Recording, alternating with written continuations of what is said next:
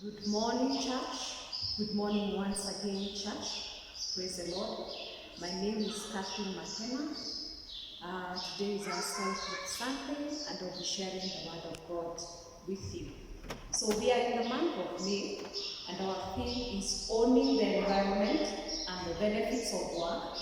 And we find it from the book of Genesis chapter 2, verse 15. Our topic today is on how we can influence and shape our environment with our words. Let us go to the Word of God and turn to the book of Genesis, chapter 1, from verse 1 to 31. During this time, during creation, the entire world was dark, it was bottomless with nothing. And so the Lord started off the creation with saying, "Let there be light," and the light appeared. We go to Genesis chapter 2, verse 19. And God formed out of the ground every animal of the field and bird of the air, and brought them to Adam to see what he was going to call them. And whatever Adam called them, that is what they were called. Up to this date, whatever Adam called the animals, that is what we call them up to today. Then we go to the book of Mark, chapter 11, verse 12 to 14. Jesus was with his disciples. He was hungry. And so now, he saw a fig tree at a distance. And he decided to go and look at the fig tree and find out if the fig tree had any fruit that he can eat. Upon getting to the fig tree did not have any fruit. And so Jesus spoke to the fig tree, and the disciples heard him say that this tree, never again will anyone ever eat a fruit from it. As we continue in the book of Mark, chapter 4, verse 37 to 39, going back to our sermon on Mark 11, verse 12 to 14, we continue to verse 20 to 21, and the following day the disciples were walking past the tree, and they noticed that it had completely dried up to the roots.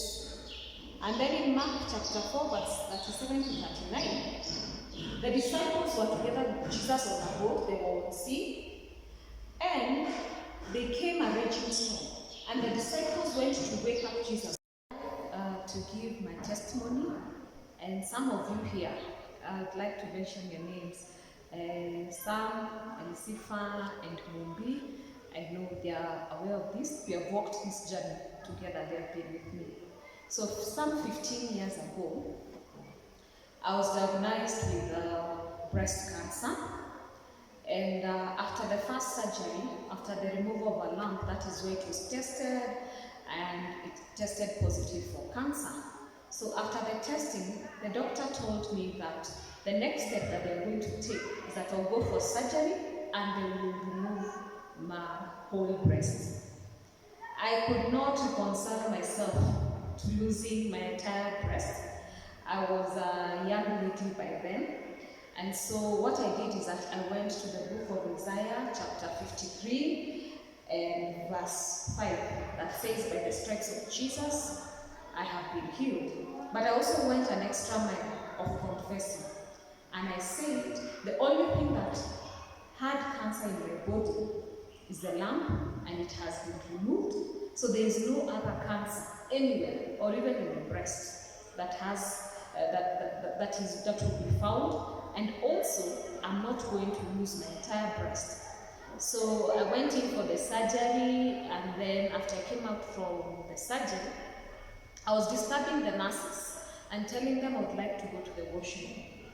And the only thing I wanted to do was just to go and check and confirm exactly what the surgeons had done to me. And so when I went and discovered that they did not remove my entire breast, they just removed a portion. So I still have my breast. And for that, I rejoiced, and I remembered that God had my prayer and answered my prayer. So I will tell you, continue speaking life and speaking positively, because God has a plan and He hears. May the Lord bless you. May the Lord keep you. And may the Lord also take care of you. And even as you go out as parents, as teenagers, as all of us, the congregation, may we continue speaking and testifying positively. And we are going to see the changes that are good